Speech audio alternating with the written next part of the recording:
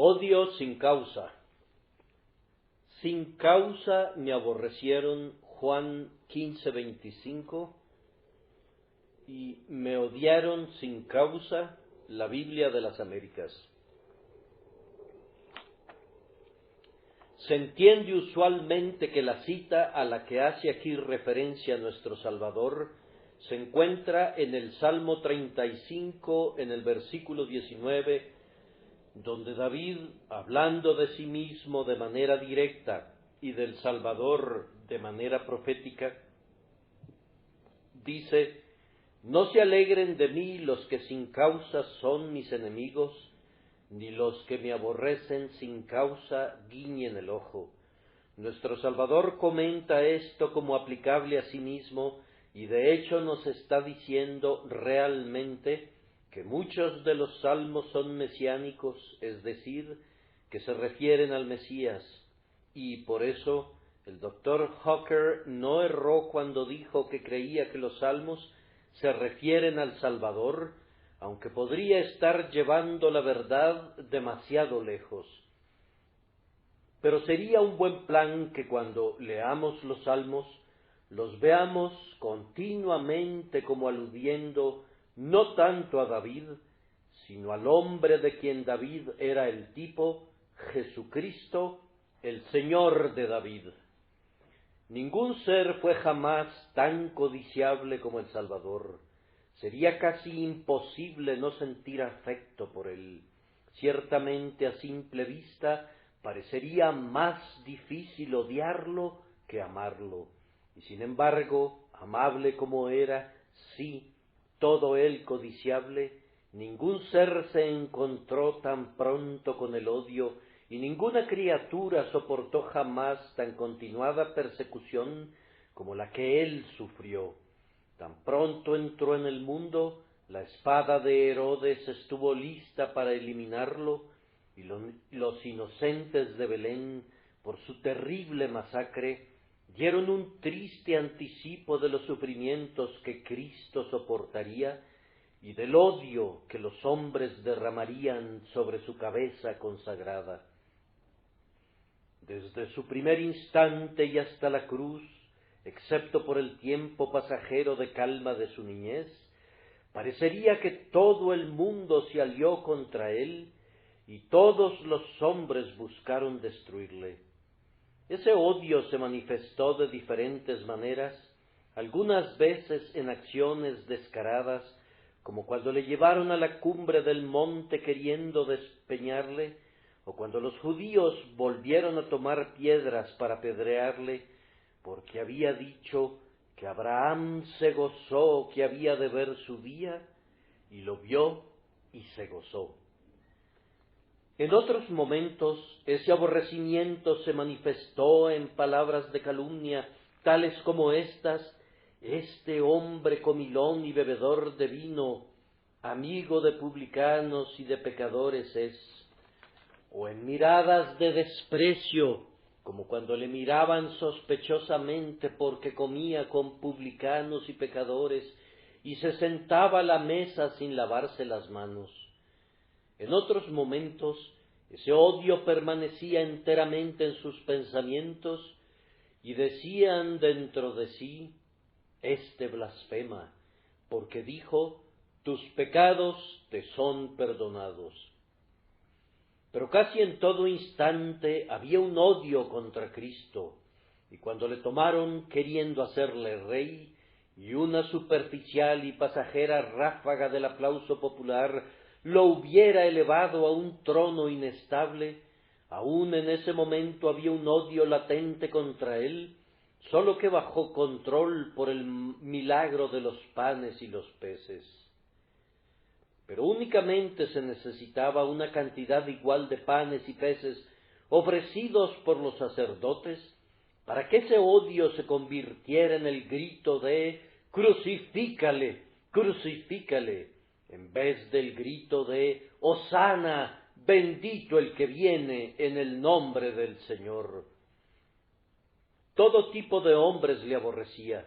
La mayoría de los hombres tiene que enfrentarse con alguna oposición, pero con frecuencia Se trata de una oposición de clase, y siempre hay otras clases que los miran con respeto.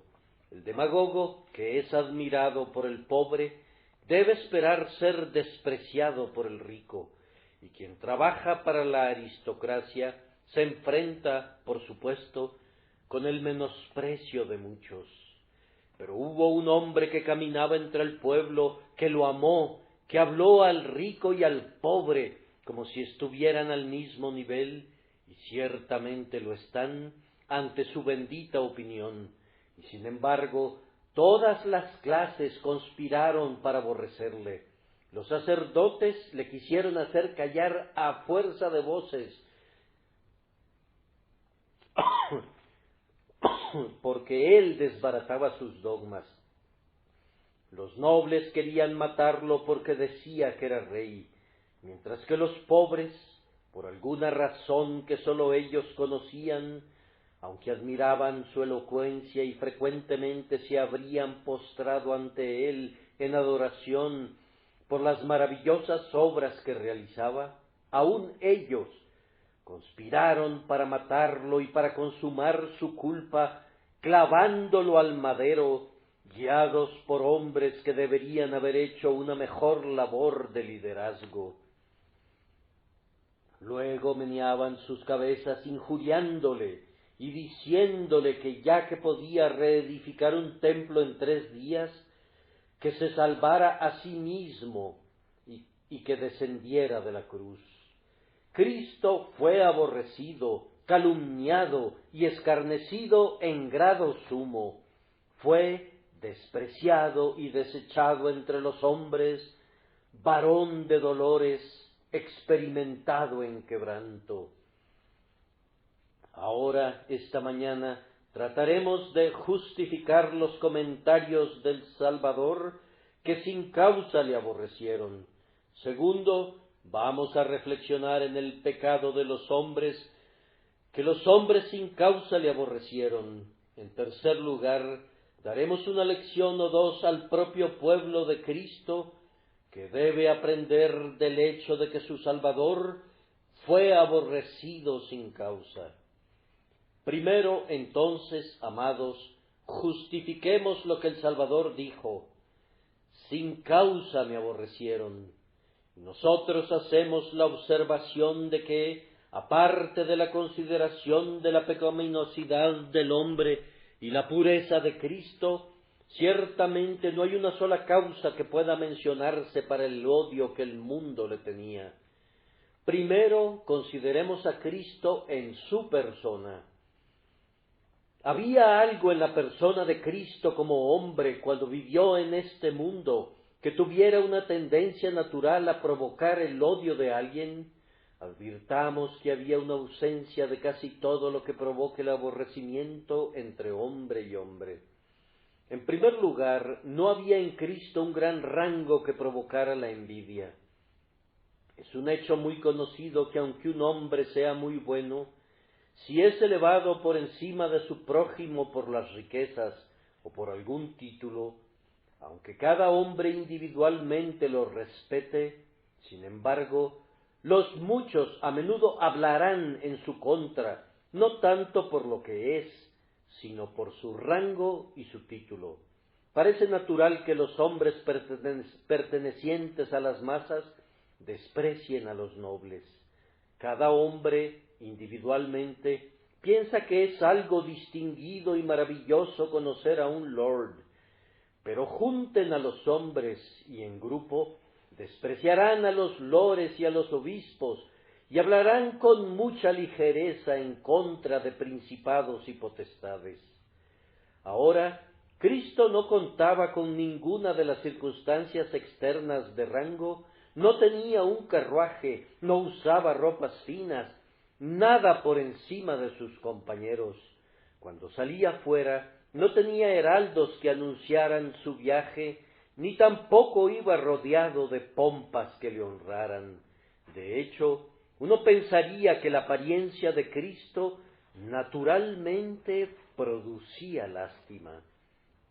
En vez de ser elevado por encima de los hombres en cierto sentido, parecía estar por debajo de ellos, pues las zorras tenían sus guaridas y las aves del cielo nidos, mas el Hijo del Hombre no tenía dónde recostar su cabeza.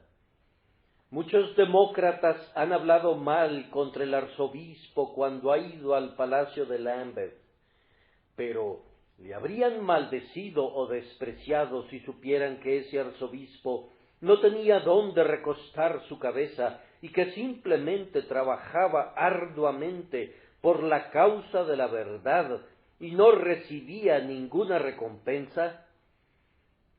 La envidia naturalmente provocada por el rango, la ocupación y cosas semejantes no habría podido operar en el caso de Cristo. No había nada en su túnica que llamara la atención.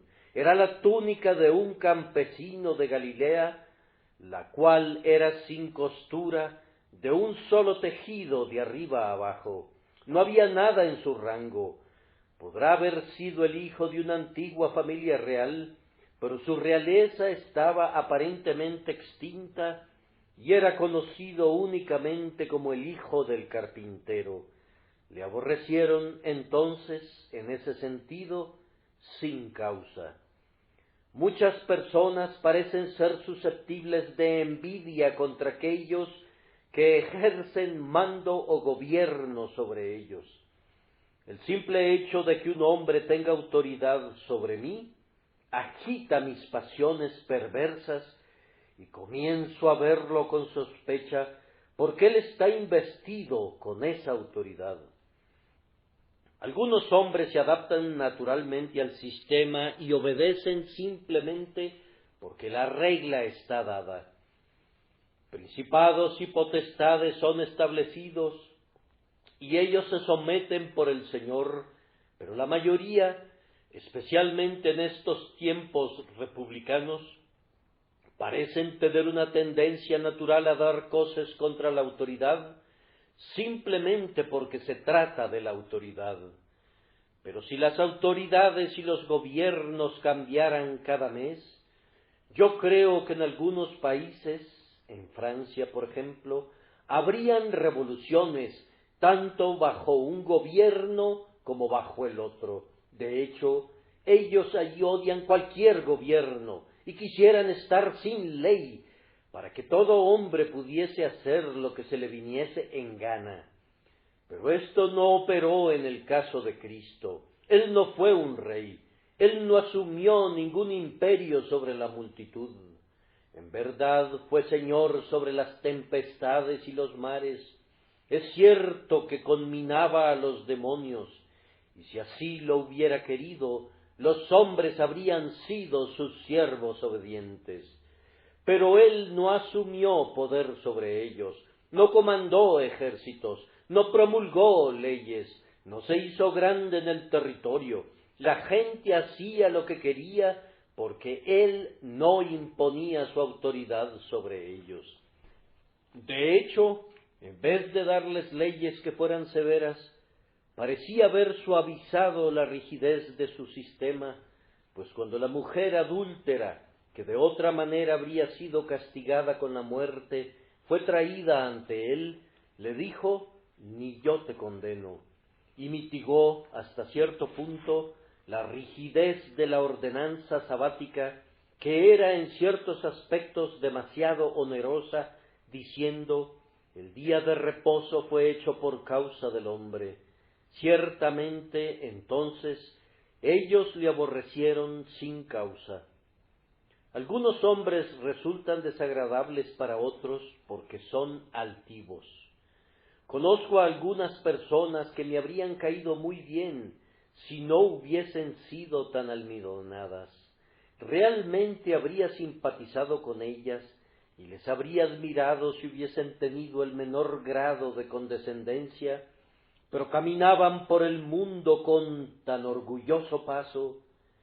Tal vez no sean orgullosas, muy probablemente no lo sean, pero como decía un viejo teólogo, cuando vemos la cola de una zorra en un hoyo, esperamos naturalmente que la zorra esté allí.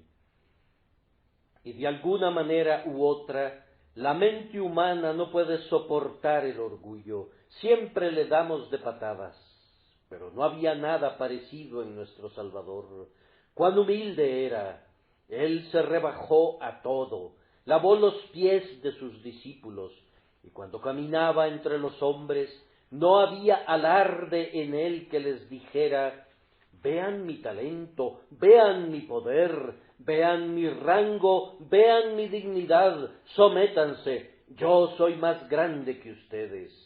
No, él toma un sitio en medio de ellos.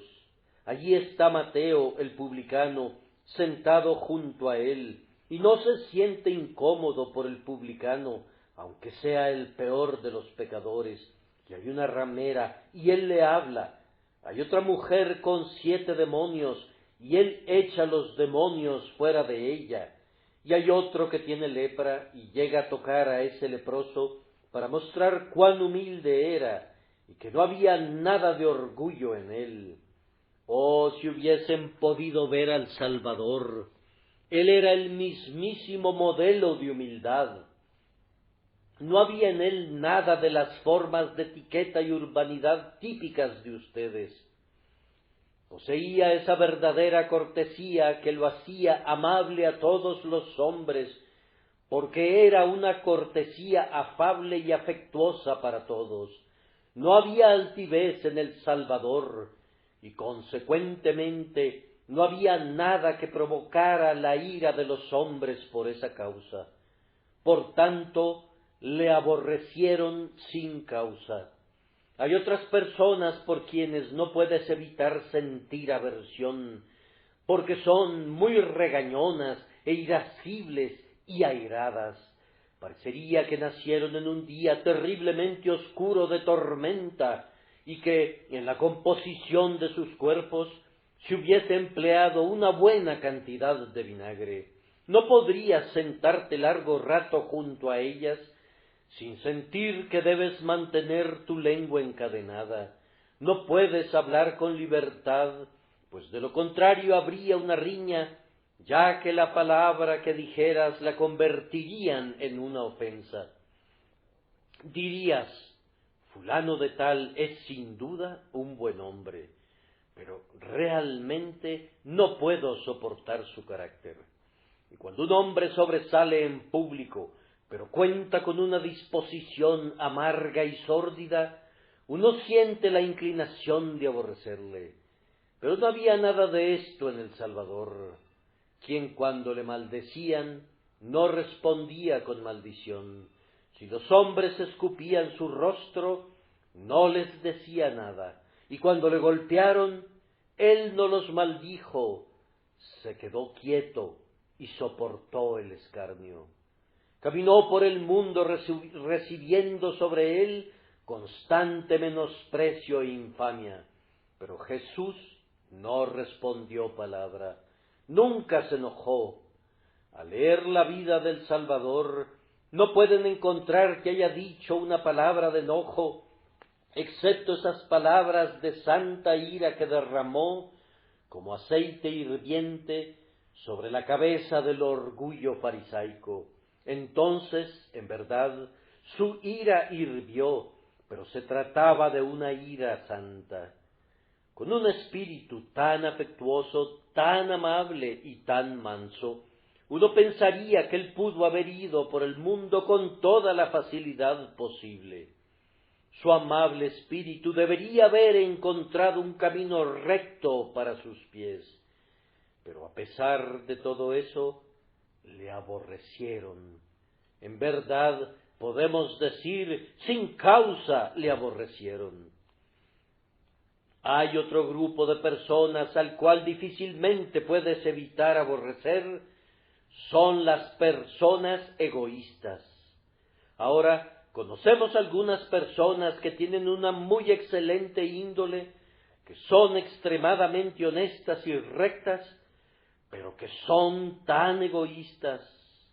Cuando estás con ellas, sientes que son tus amigas únicamente por lo que pueden obtener de ti, y cuando les has cumplido el propósito, te hacen simplemente a un lado y tratan de buscar a otra persona. Cuando intentan hacer el bien, su buena obra tiene un objetivo ulterior, pero de alguna manera u otra siempre son descubiertos. Y ningún hombre en el mundo recibe una mayor porción de odio público que el hombre que vive una vida egoísta. Entre los hombres más miserables del universo, pateados por todo el mundo como balón de fútbol, está el mísero egoísta. Pero en Cristo no hubo nada de egoísmo. Todo lo que hacía, lo hacía por otros. Tenía un poder maravilloso de obrar milagros, pero ni siquiera quiso cambiar una piedra por pan para él. Reservaba su poder milagroso para otros. No parecía tener ninguna partícula de ego en su naturaleza entera. De hecho, la descripción de su vida podría darse de manera muy breve. A otros salvó, a sí mismo no se pudo salvar. Caminó por diversos lugares, tocó a los más pobres, a los más ruines y a aquellos que estaban más enfermos. No le importaba lo que los hombres dijeran de él, no tenía ninguna consideración por la fama, o la dignidad, o la comodidad, o el honor. No tomaba en consideración en lo absoluto ni sus satisfacciones corporales ni mentales. Abnegación fue la vida de Cristo, pero la practicaba con tal tranquilidad que no parecía un sacrificio. Amados, en ese sentido, ciertamente aborrecieron a Cristo sin causa, pues no había nada en Cristo que motivara su odio. De hecho, por otro lado, había todo lo necesario para conducir al mundo entero a amar y reverenciar a una persona tan eminentemente abnegada. Hay otro tipo de personas que no me agrada, es decir, los hipócritas. Es más, pienso que puedo convivir con el hombre egoísta si supiera que es egoísta, pero al hipócrita no le permito ni que se acerque a mí. Si se comprueba que un hombre público ha sido hipócrita una vez, el mundo difícilmente volverá a confiar en él. Lo aborrecerán, pero en este respecto Cristo estuvo libre de culpa, y si le aborrecieron, no le aborrecieron por eso, pues nunca existió un hombre más sencillo que Cristo. Fue llamado, ustedes lo saben, el niño Jesús, pues como un niño que dice todo y no se reserva nada y no es astuto, así era Jesús. No tenía afectación ni engaño, siempre era el mismo, en el cual no hay mudanza ni sombra de variación. Entre todas las cosas que el mundo habló de Cristo, nunca dijo que creía que fuera un hipócrita, y entre todas las calumnias que le endilgaron, nunca dudaron de su sinceridad. Si se hubiesen podido demostrar que realmente se hacía pasar como bueno ante ellos, habrían tenido una base para aborrecerle. Pero él vivía a la luz del sol de la sinceridad y caminaba en la cima de la montaña, ya que era observado continuamente. No podría ser un hipócrita, y los hombres lo sabían, y sin embargo le aborrecieron. Verdaderamente, amigos míos, si ustedes inspeccionaran el carácter de Cristo en toda su hermosura, en toda su benevolencia, en toda su entrega, en toda su intensa avidez de beneficiar al hombre, en verdad dirían, sin causa le aborrecieron. No había nada en la persona de Cristo que condujera a los hombres a aborrecerle. A continuación, ¿hubo algo en la misión de Cristo que pudiera hacer que la gente le aborreciera? Si le hubiesen preguntado, ¿por qué razón has venido del cielo?, ¿habría habido algo en su respuesta que provocara su indignación y su odio? No lo creo. ¿Cuál fue el propósito de su venida? Él vino primordialmente para explicar misterios. para decirles lo que significaba el cordero del sacrificio, cuál era el significado del chivo expiatorio, Azazel, cuál era el propósito del arca, de la serpiente de bronce y de la urna que contenía el maná. Vino para rasgar el velo del lugar santísimo y para mostrar a los hombres los secretos que no habían conocido nunca. ¿Por qué habrían de odiar a aquel que alzó el velo del misterio y alumbró las cosas entenebrecidas y resolvió los enigmas? ¿Por qué habrían de odiar a aquel que les enseñó lo que Abraham deseaba ver y lo que los profetas y los reyes anhelaban conocer, pero que murieron sin conocerlo? ¿Había algo en todo eso que los condujera a odiarlo? ¿Con qué otra misión vino? Vino a la tierra para recuperar al descarriado. ¿Y hay algo en ello que llevara a los hombres a odiar a Cristo? Si vino a reformar al borracho, a recuperar a la ramera y a salvar a los publicanos y pecadores y llevar de nuevo a la casa de su padre al hijo pródigo, ciertamente esos son objetivos con los que todo filántropo debería coincidir. Es para eso que nuestros gobiernos son formados y estructurados, para conducir a los hombres a un mejor estado. Y si Cristo vino con ese propósito, ¿había algo en ello que hiciera que los hombres lo odiaran? ¿Con qué otro propósito vino? Vino para sanar las enfermedades del cuerpo. ¿Acaso ese es un legítimo objeto de odio? ¿Acaso vamos a odiar al médico que va por el mundo sanando gratuitamente todo tipo de enfermedades? Los oídos sordos son abiertos, las bocas mudas hablan, los muertos son levantados, y los ciegos pueden ver, y las viudas son bendecidas juntamente con sus hijos. ¿Acaso es todo esto una causa para que un hombre sea aborrecible? En verdad, él podría preguntar, ¿por cuál de ellas me apedreáis? Si he hecho buenas obras, ¿por qué razón habláis en mi contra? Pero ninguna de estas obras era la causa del odio de los hombres. Le aborrecieron sin causa, y él vino a la tierra a morir para que los pecadores no murieran. ¿Fue ese el motivo del odio? ¿Debería odiar al Salvador porque vino a sofocar las llamas del infierno para mí? ¿Debería despreciar a aquel que permitió que la espada encendida de su Padre fuera apagada con su propia sangre vital? ¿Debería mirar con indignación al sustituto que asume mis pecados y dolores sobre él y carga con mis aflicciones?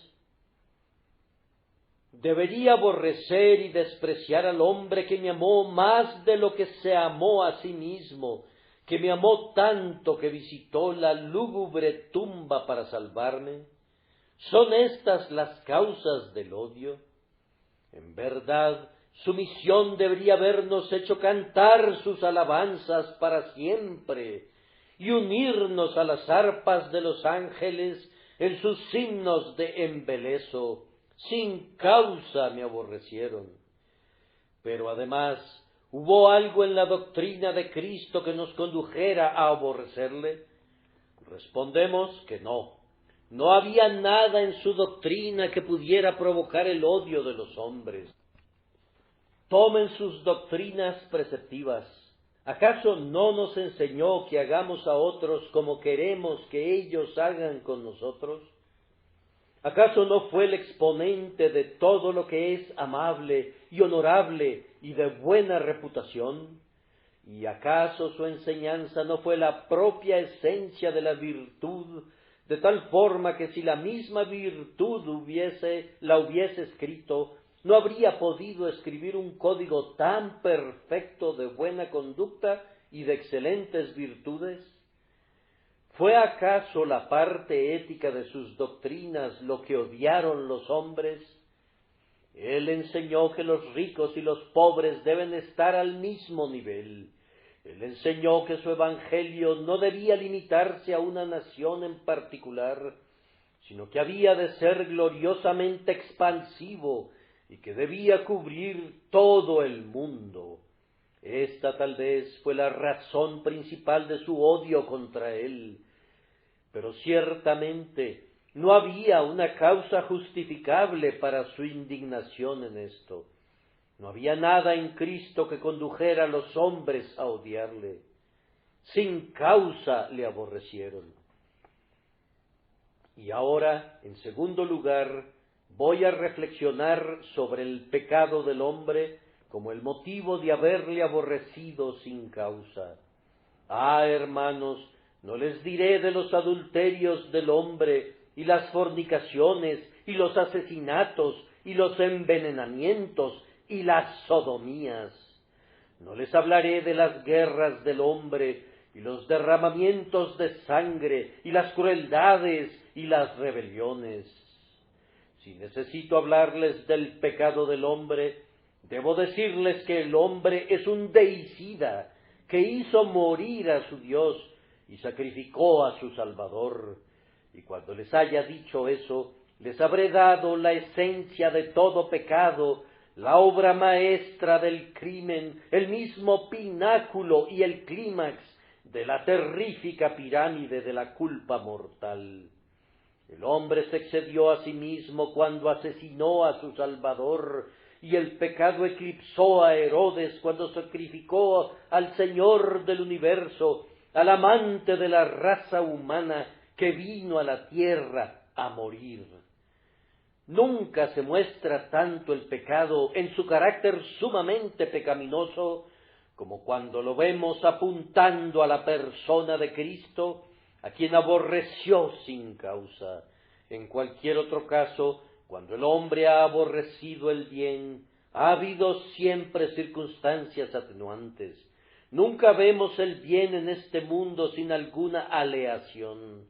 Independientemente de cuán grande sea la bondad de alguien, hay siempre una clavija en la que podamos colgar una censura. Independientemente de cuán excelente pueda ser un hombre, hay siempre alguna falla que disminuye nuestra admiración o nuestro amor. Pero en el Salvador no había nada igual. No había nada que pudiera ensuciar el cuadro. La santidad se destacaba a plenitud en la vida. Había santidad y únicamente santidad. Si un hombre odiara a Whitefield, uno de los hombres más santos que jamás haya existido, les diría que no odiaba su bondad, sino que odiaba su predicación delirante y las extraordinarias anécdotas que contaba. O citaría algo brotado de sus labios y lo sometería a escarnio. Pero en el caso de Cristo, los hombres no podrían hacer eso, pues aun cuando buscaron falsos testigos, sus testigos no pudieron ponerse de acuerdo. No había nada en él sino santidad, y cualquier persona medio tuerta podría ver que los hombres odiaron simplemente que Cristo fuera perfecto. No podrían haberle odiado por ninguna otra causa. Y así pueden ver el abominable mal, el detestable mal del corazón humano. El hombre odia el bien porque sí. No es cierto que nosotros, el pueblo cristiano, seamos odiados por nuestras debilidades. Los hombres convierten nuestras debilidades en un clavo en el que cuelgan su risa. Pero si no fuésemos cristianos, no odiarían nuestras debilidades. Ridiculizan nuestras inconsistencias, pero no creo que les importen nuestras inconsistencias si no profesáramos la religión, o si pensaran que no poseemos ninguna.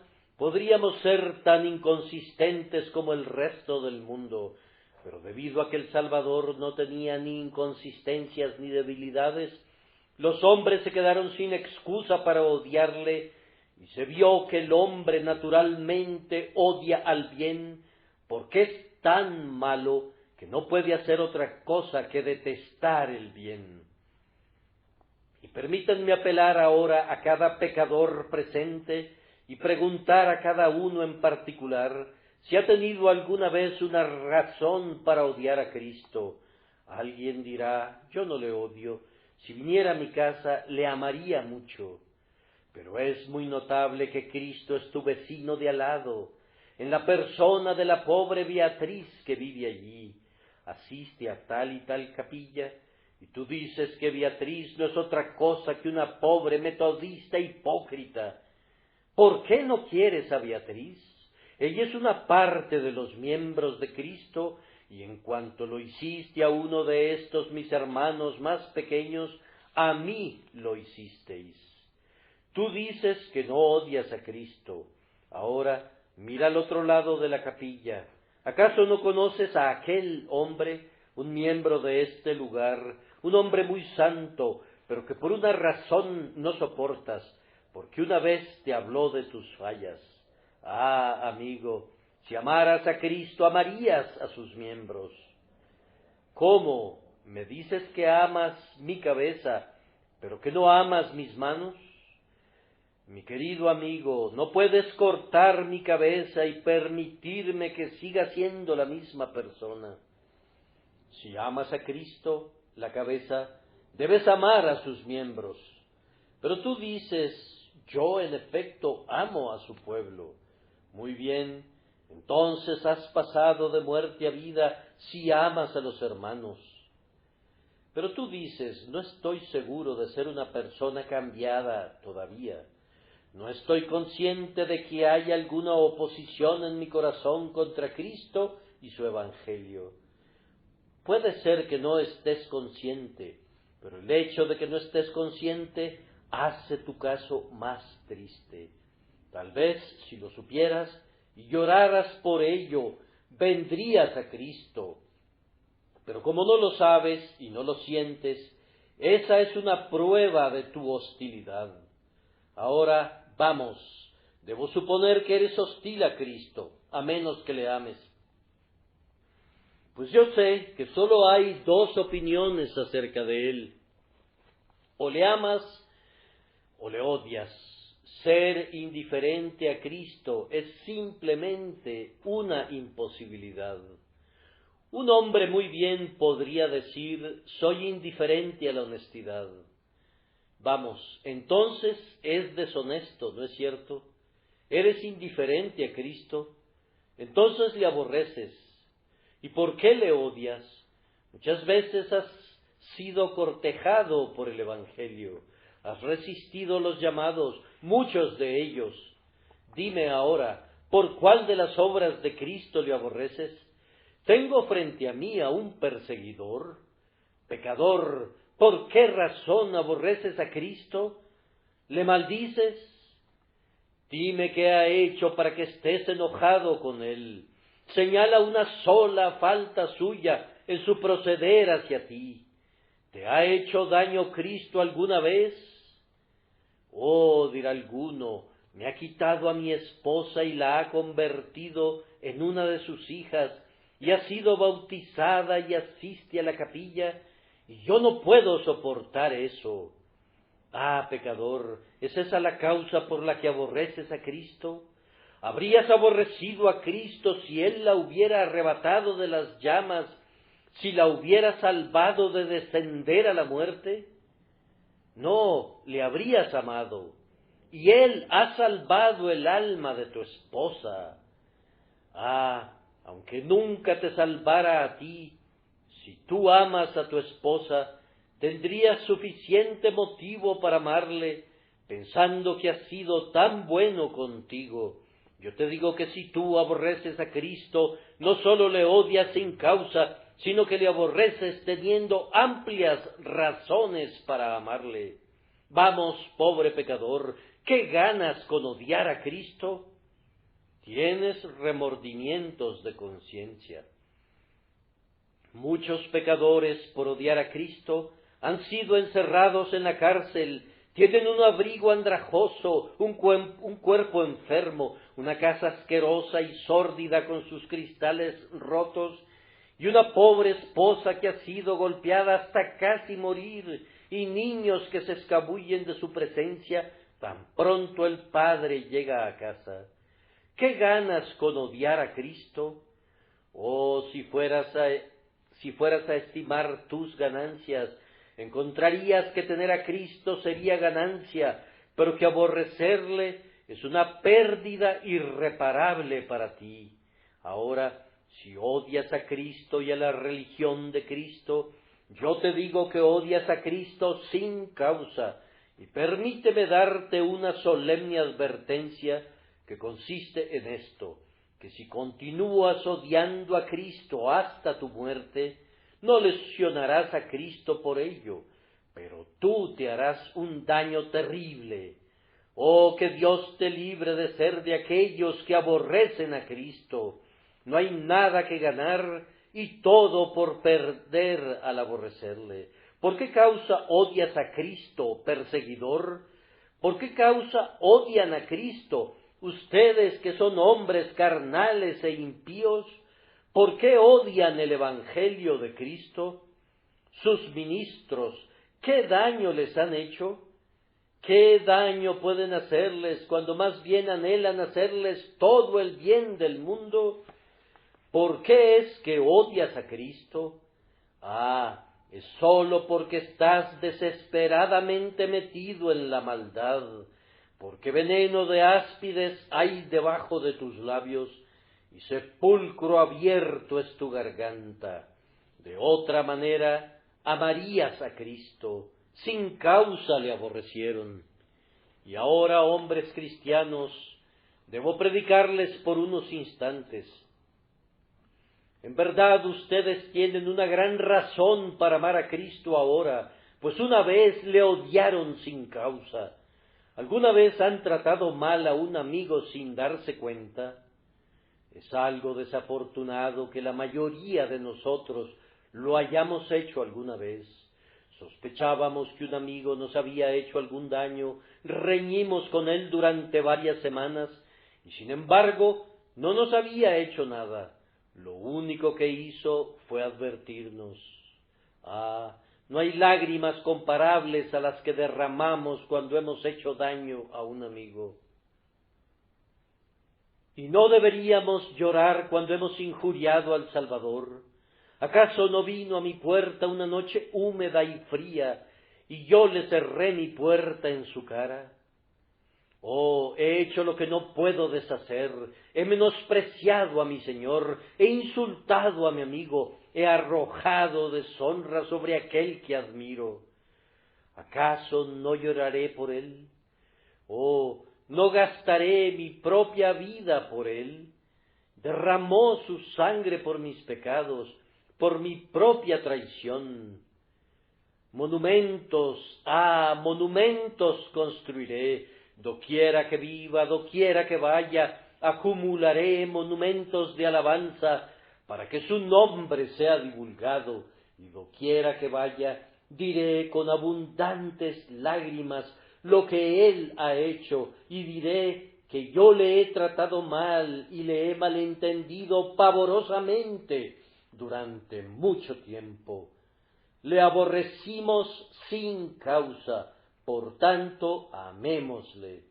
2 lecciones para los santos. En primer lugar, si su Señor fue aborrecido sin causa, no esperen tener una vida tranquila en este mundo. Si su Señor estuvo sujeto a todo este menosprecio y a todo este dolor, ¿suponen ustedes que siempre pasearán a lo largo de este mundo en un carruaje? Si así lo suponen, estarán maravillosamente equivocados.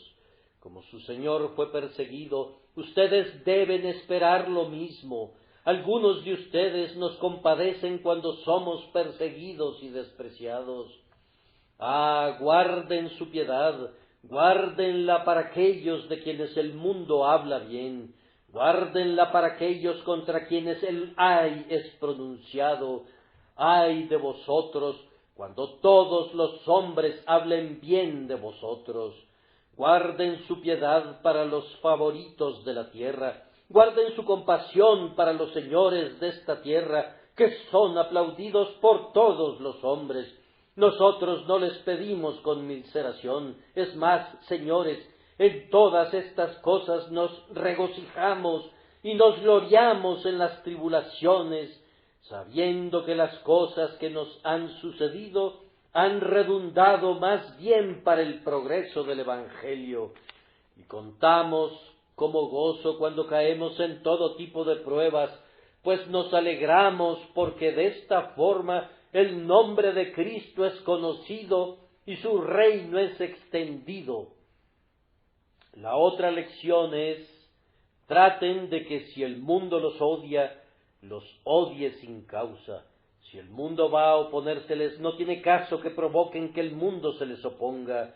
Este mundo es lo suficientemente amargo, sin necesidad de que yo le ponga vinagre. Algunas personas se figuran que el mundo los perseguirá. Por tanto, se ponen en una posición de lucha como si estuvieran invitando a las persecuciones. Ahora, yo no veo qué bien se deriva de hacer eso. No intenten ni provoquen que otras personas los aborrezcan.